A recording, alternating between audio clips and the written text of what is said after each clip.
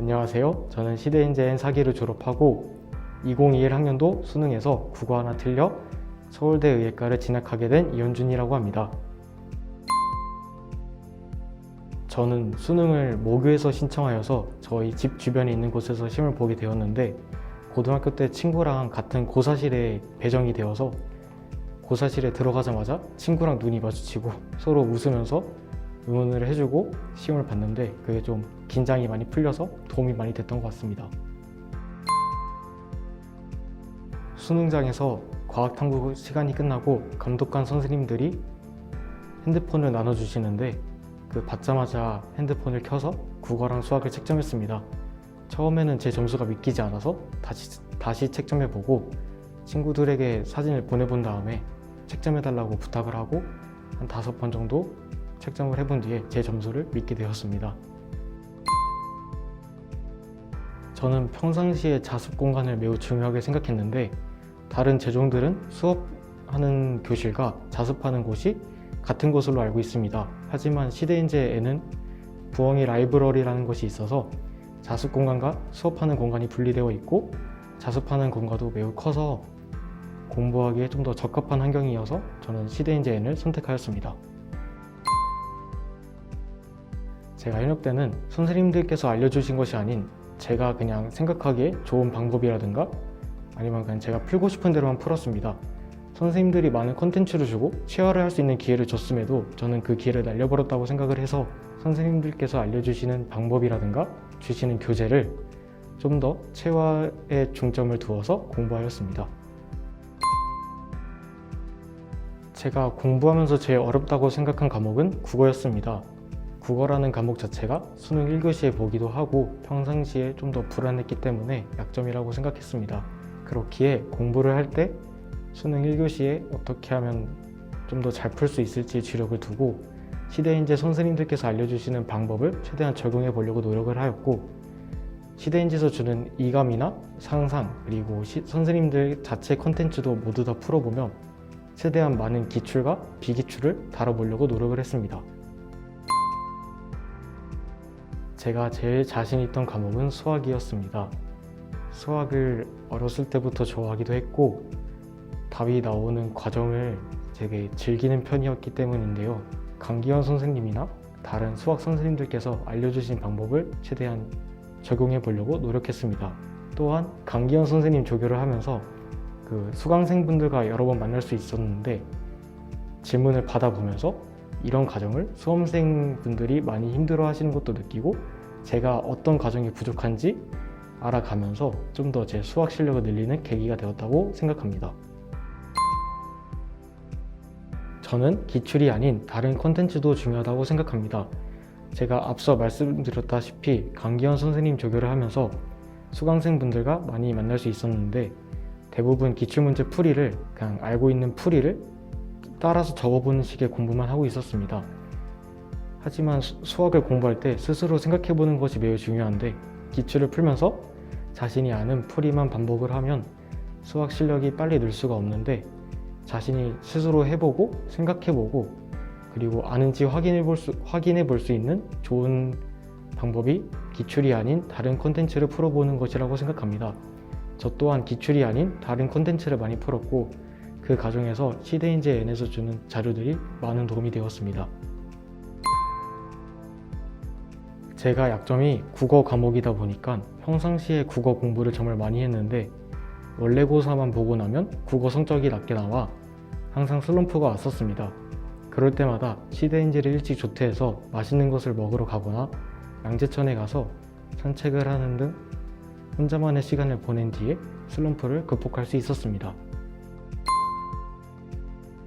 재수 시절 때 가장 도움이 되었던 선생님은 아무래도 강기현 선생님을 뽑고 싶습니다.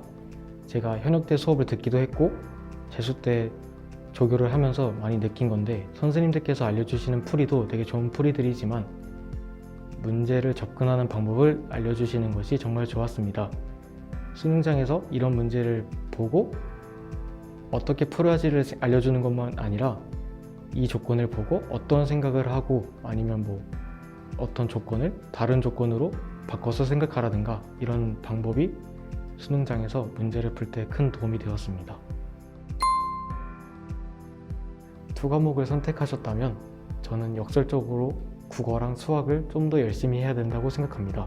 두 과목 같은 경우에는 대부분 서울대를 목표로 공부하시는 분들일 텐데 서울대가 수학의 반영비가 1.2배이고 과탐은 0.8배이기 때문에 같은 점수를 까였을 때도 수학을 틀렸을 때가 훨씬 더 타격이 큽니다. 서울대를 목표로 두 과목을 공부하신다면 국어랑 수학에 조금 더 투자를 많이 하는 것이 필요하다고 생각합니다. 생투를 응시하신다면 수능 맨 마지막 시간대에 응시하시게 될 텐데 평상시에 공부할 때 빅킬러 같은 경우에는 내가 그 시간에 풀 수 있는지 생각을 하시면서 연습하셔야 되고, 킬러 같은 경우에는 논리적으로 평상시에 풀어야지 수능장에서 깔끔하게 풀 수 있다고 생각합니다. 또한 흔히들 말하는 그 킹리적 가심 같은 것이 생투에서는 잘 먹히기 때문에 수능장에서 답인 것 같으면 그 케이스로 밀고 나가는 깡도 필요하다고 생각합니다. 학사를 사신다면 지방에서 올라오신 분들이라던가 집이 머신 분들이 많을 것입니다. 대부분 학사를 살게 되면 혼자서 생활하게 되는 경우가 많은데 학사 내부에서 전화 통화도 잘 못하고 또한 친구들도 없어서 외로울 수 있습니다. 그런 외로움을 이겨내기 위해서 혼자서 좀 할 수 있는 취미를 만들어 가시면 좋을 것 같습니다. 시대인재를 다니면서 소소한 행복이었던 저녁 외출을 즐겨 했는데 거의 매일매일 나가면서 편의점이라던가 스타벅스 같은 데를 가서 좀 기분도 리프레시하고 산책을 하면서 생각을 정리도 많이 했습니다. 그게 제 수험 생활의 소소한 행복이었던 것 같습니다.